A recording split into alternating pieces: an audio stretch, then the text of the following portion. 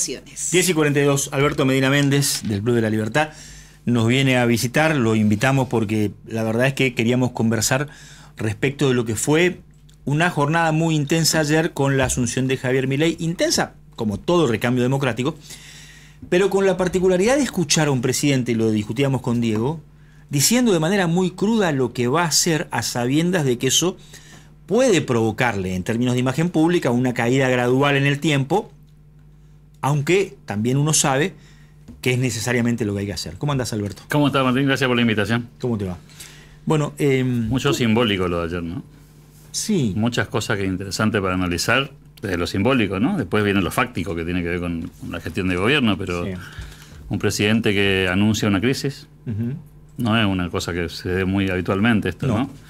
Es inédito. Yo diría que es inédito. Yo no recuerdo, por lo menos en esta etapa democrática, alguien que se plantea ante la sociedad diciendo, mirá que lo que viene es complicado y que hable de la palabra ajuste, sin eufemismo. 12 veces lo utilizó. Claro, sin recurrir a lo que también es un clásico en la política, que es inventar palabras nuevas, neologismos para explicar lo que no se puede explicar, que es, diría yo, una tradición política en Argentina, ¿no?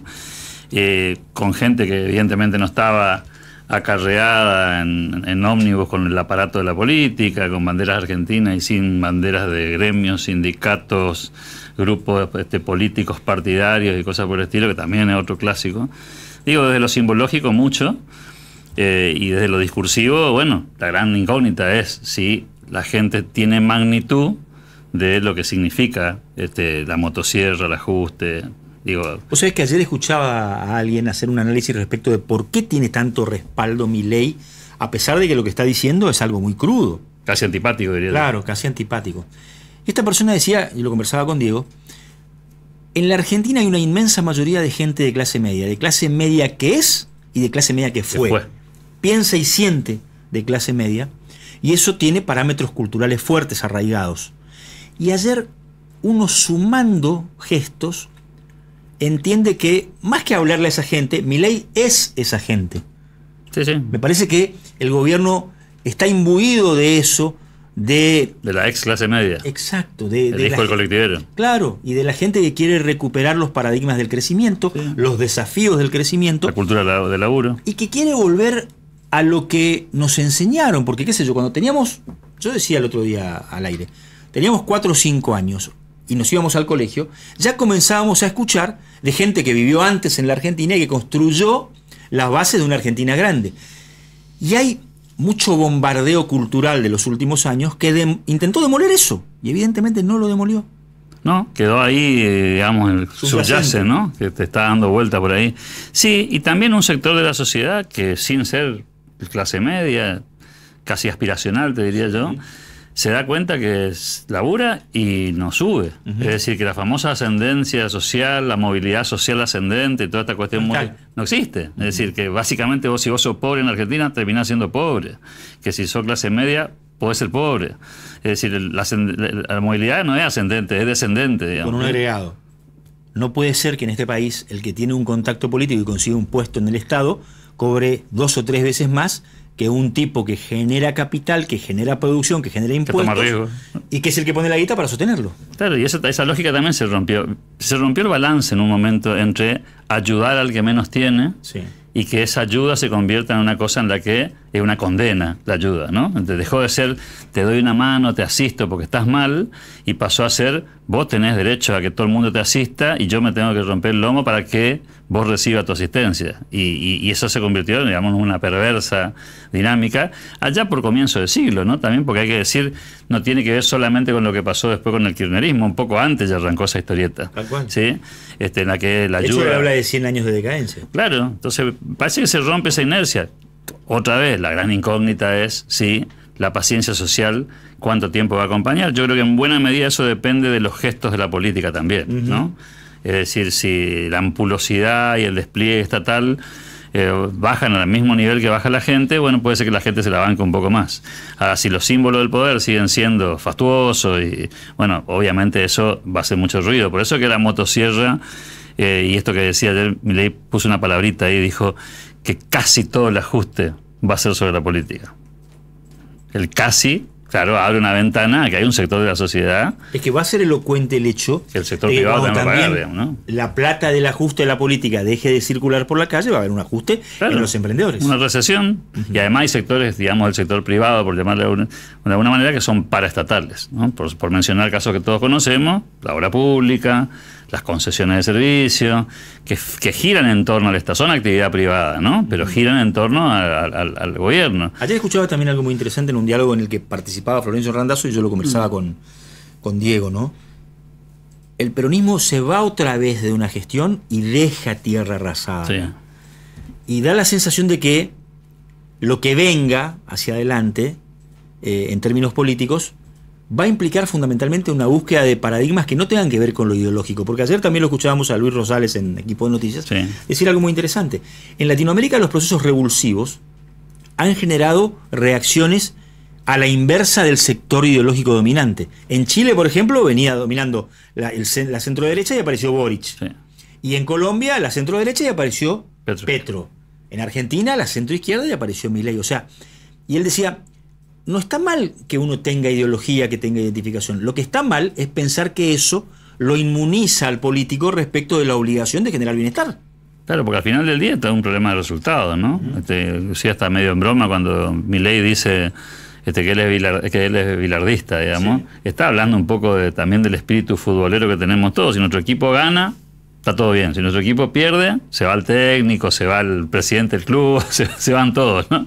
Porque es la lógica del resultado. Entonces, ¿por qué la política fracasó? ¿Por qué habla del fracaso de la política? Porque fracasaron los resultados de la política. Tal cual. Sí, si tuviésemos 1% de inflación anual, hoy sería el presidente Alberto Fernández.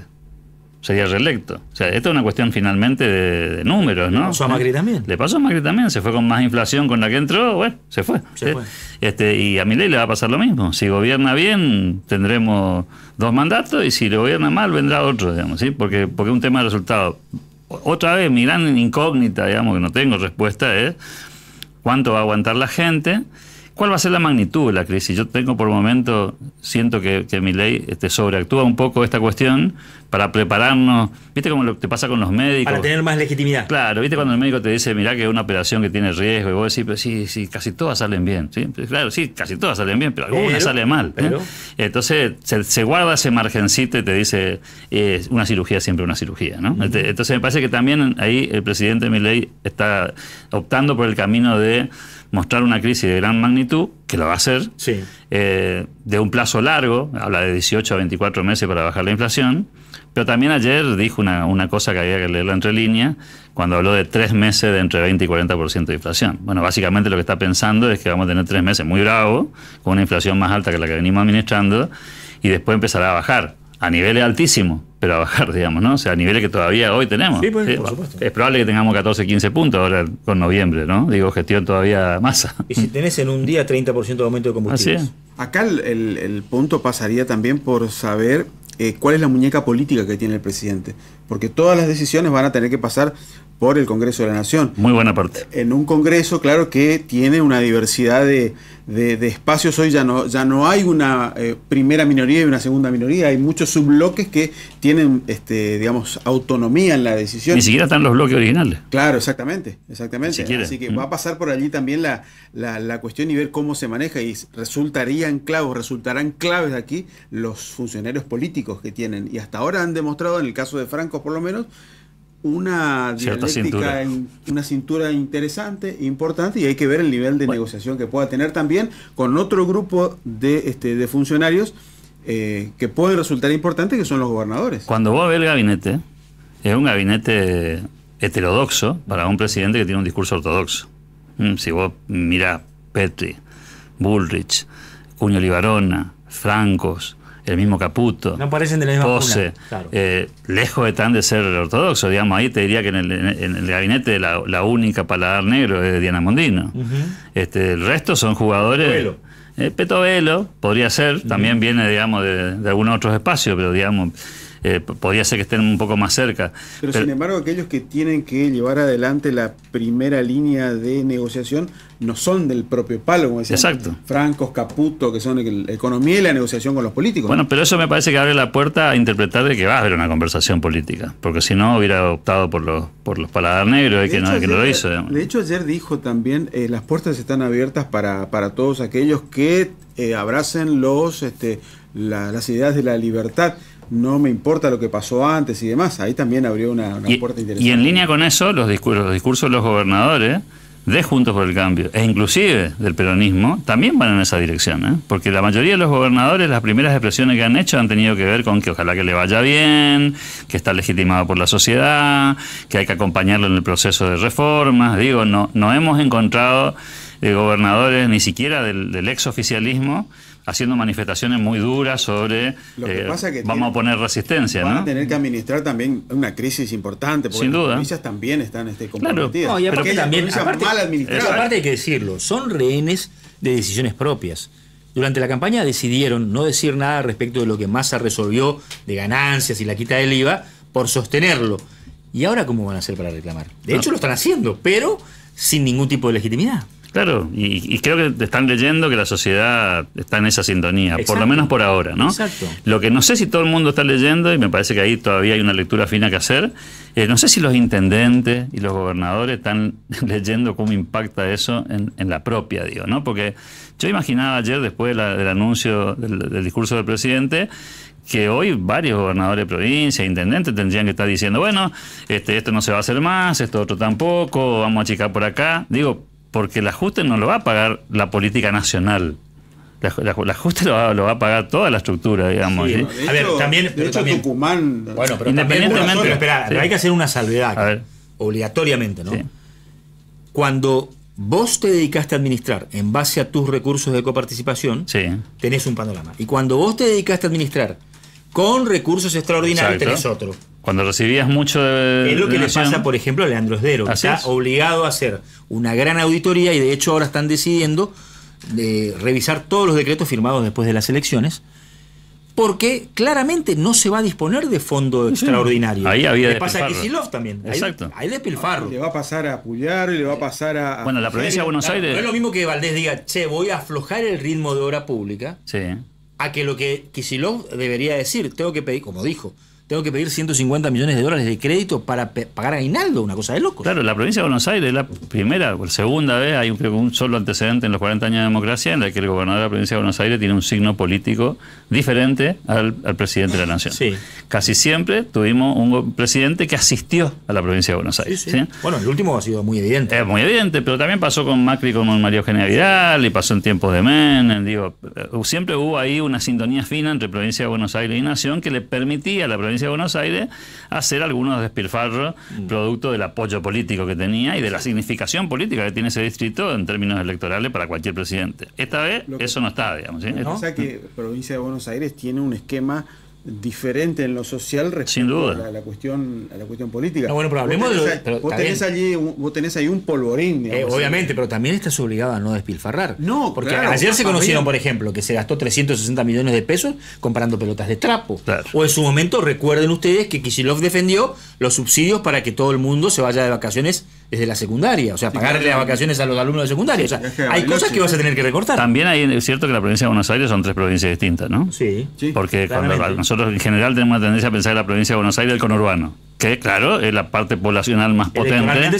Sí, pero también está la costa atlántica, que tiene otro perfil, y está el centro productivo. El centro productivo, la pampa húmeda, que tiene otro esquema y que debe estar muy contento, entre comillas, con la posibilidad de que el cepo cambiario se vaya corriendo del lugar, que la brecha se achique. O que el oficial se vaya para arriba. Claro, que el oficial se vaya para arriba, porque las exportaciones ahí van a entrar, en vez de entrar a 368,50, pueden llegar a entrar la semana que viene a 700. Claro. Pero la bomba está activada en el conurbano. Sin duda, porque además los distritos electorales eso todavía están mayoritariamente de un lado de la política, y además con una dinámica, digamos, muy particular, muy asistencial, muy clientelar, con un bolsón de inseguridad gigantesco, que también es otro gran tema, con los narcos dando vuelta por todas partes. Digo, ese es un polvorín complejo que encima tiene un vínculo con la ciudad de Buenos Aires muy fuerte, porque ahí hay tránsito diario todo el tiempo, gente que vive en el conurbano y trabaja en la capital federal, y gente que vive en la capital federal y trabaja en el conurbano. Digo, ahí hay una especie de ecosistema medio complejo, una avenida que separa, y eso me parece que va a ser seguramente una especie de, perdón que use la palabra, un campo de batalla política, ¿no? O sea, donde vamos a tener de todo. Ahora, volviendo a lo gestual, es evidente que el mundo está esperando que Argentina se levante, porque lo de Zelensky es muy fuerte. Es muy fuerte. Lo de Estados Unidos es muy fuerte, porque vos tenés a un presidente que se referencia en Trump en términos de identificación política, pero manda a sus emisarios, la administración Biden, queriendo que la salud económica y política de Argentina se fortalezca. O sea, no es un actor secundario lejano a Argentina. Es que lo quieren recuperar. Es que geopolíticamente, si vos mirás el mapa de América Latina con Lula, Boric, Petro, ni hablar Maduro, Argentina pasa a ocupar una posición, digamos, en ese sentido, dentro de esos países, con un eje, claro, con un eje de vínculo con Occidente, además explicitado en términos de del vínculo con Israel. Es una novedad en la política argentina esa. No hay ningún antecedente. Tenés que ir muy, muy atrás para encontrar alguna cosa que se le parezca. Y la presencia china en varios países latinoamericanos muy fuerte. En Perú, por ejemplo, exacto, muy, muy fuerte en materia de infraestructura. Entonces, vamos a ver cómo se da esa cuestión geopolítica, pero ha habido señales muy fuertes en el día de ayer en términos de geopolíticos, y creo que ahí vamos a tener que ir leyendo el fino, porque eso también va a condicionar cómo reaccionan los mercados. Yo les está muy apuntado también a ver cómo reacciona el mercado internacional, que si acompaña y si ayuda, la cosa va a ser más rápida. De hecho, ayer Milei en el discurso habló de una cosa que muy técnica, pero que la gente podría haber tomado nota, que es que el descenso del riesgo país es directamente proporcional a la posibilidad que Argentina se levante. Al peso crediticio. Es un indicador técnico, que mucha gente no la toma en cuenta, pero claro, si baja el costo del crédito internacional, las empresas, más que el Estado argentino no tiene capacidad de endeudamiento. No, pero el sector privado sí tiene capacidad de endeudamiento. Por supuesto, y apuestan a eso, a que la generación de empleo de calidad pase por ahí. Si el riesgo país baja, las empresas argentinas acceden a crédito más barato. Exacto, y eso cambia la lógica económica, ¿no? Alberto, gracias por estos minutos. Sabemos que a las 11 tenés una charla, pero bueno, primer contacto con una presidencia que genera mucha expectativa, y queríamos sacarte algunos conceptos. Muchísimas gracias por el tiempo. Pausa, Teresa. Sí, señor. Hoy hablamos de los últimos aumentos del gobierno anterior y cuáles